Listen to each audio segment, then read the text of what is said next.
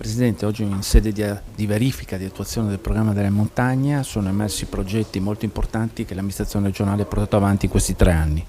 Sì, lo scorso anno abbiamo fatto una serie di assemblee in tutta l'area montana proprio per la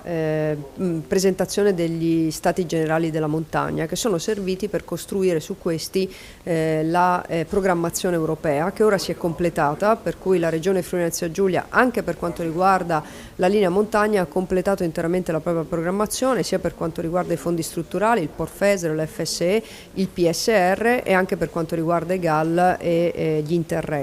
Questo significa quindi che la programmazione 14-20 è già interamente predisposta anche per quanto riguarda le aree interne, che si occupano più precisamente e sempre per le aree di montagna di istruzione, viabilità e sanità, il che significa che abbiamo tutti gli strumenti ora per calare risorse sul territorio, ovviamente avendo le idee chiare, perché gli stati generali ci sono comunque serviti per dare le linee di indirizzo che verranno seguite, in particolare sull'ammodernamento della ricettività,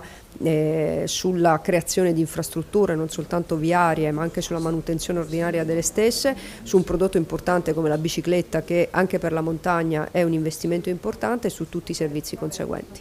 Presidente, anche sul settore produttivo si parlava della filiera del legno in commissione. Sì, utilizzando anche la programmazione 713, rafforzandola e anche spostando risorse, abbiamo rafforzato 87 progetti che avevano ad oggetto le filiere. Tra le filiere più importanti che si stanno affermando, forse quella che si sta strutturando di più nell'area montana, c'è appunto la filiera del legno. Completa il percorso, ci permette di arrivare dal bosco fino alla costruzione e definizione della